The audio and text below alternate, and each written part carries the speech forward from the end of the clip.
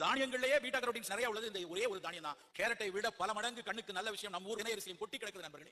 திணை கொழுக்கட்டை பண்றதுக்கு 1 கப் திணை எடுத்து நல்லா கழுவிட்டு தண்ணி ஊத்தி 1 மணி நேரம் ஊற வச்சு எடுத்துக்கோங்க. கூடவே 2 டேபிள் ஸ்பூன் பாசிப்பருப்பையும் நல்லா கழுவிட்டு அதையும் ஊற வச்சு எடுத்துக்கோங்க. இந்த திணை அரிசி நல்லா ஊறினதுக்கு அப்புறமா மிக்ஸி ஜார்ல போட்டு நல்லா அரைச்சு எடுத்துக்கோங்க. கொழுக்கட்டை தாளிக்கிறது ஒரு பேன்ல நல்லெண்ணெய் சேர்த்துக்கோங்க. கடுகு சீரகம் போட்டு பொரிய வச்சதுக்கு அப்புறமா இதுல சின்ன வெங்காயம், பச்சை மிளகாய், கருவேப்பிலை, வரமிளகாய் விதை நீக்கிட்டு சேர்த்துக்கோங்க. கொஞ்சமா பெருங்காயம் சேர்த்து நல்லா வதக்கி எடுத்ததுக்கு அப்புறமா துருவன கேரட் சேர்த்து வதக்கி எடுத்துக்கோங்க. லைட்டா கேரட் வதங்கினதுக்கு அப்புறமா இதுல 3 டேபிள் ஸ்பூன் தேங்காய் பூவும் கொத்தமல்லி தலையும் சேர்த்து நல்லா கிளறி விட்டுட்டு இதுல ஊற வச்சு வச்சிருக்க பாசிப்பருப்பை சேர்த்துங்க. கூடவே அரைச்சு வச்சிருக்க திணையும் சேர்த்து தேவையான அளவு உப்பு சேர்த்து நல்லா கிளறிக்கிட்டே இருந்தீங்கன்னா கொஞ்ச நேரத்துல இது திக்கா கெட்டியா வர ஆரம்பிக்கும். நல்லா கெட்டியா வந்ததுக்கு அப்புறமா இன்னொரு பாத்திரத்துல மாத்திட்டு கை பொறுக்கிற சூடு வந்ததுக்கு அப்புறமா கையில நெய் இல்லட்டா எண்ணெய் தடவிட்டு உருண்டைகளா பிடிச்சு எடுத்துக்கோங்க. திணை அரிசியில பாத்தீங்கன்னா நிறைய நன்மைகள் இருக்கு. கண்ணுக்கு ரொம்ப நல்லது. அதே நேரத்துல வயதானவங்களுக்கு மூட்ல நீர் கோர்த்து வீக்கமா இருக்கிறதுக்கும் கர்ப்பிணிகள் கால்ல நீர் கோர்த்து வீக்கமா இருந்தாலும் திணை எடுத்துக்கிடும் போது நீர் உங்களுக்கு வெளியேறும். அதே மாதிரி தாய்ப்பால் சுரக்கும் தன்மையும் இதுக்கு ரொம்ப அதிகமாவே இருக்குது. பிளட்ல உள்ள சுகர் லெவலையும் கொலஸ்ட்ரால் லெவலையும் கண்ட்ரோல் பண்ணும். இந்த கொழுக்கட்டை பாத்தீங்கன்னா 10 நிமிஷத்துல வெந்துரும். சூடா இருக்கும்போது கையில கொஞ்சம் ஒற்றமா இருக்கும். கொஞ்சம் ஆனதுக்கு அப்புறம் பாத்தீங்கன்னா சாப்பிடறதுக்கு ரொம்ப டேஸ்டியா இருக்கும். கண்டிப்பா ட்ரை பண்ணி பாருங்க. வீடியோ பிடிச்சிருந்துச்சுன்னா லைக் பண்ணுங்க, ஷேர் பண்ணுங்க. நன்றி.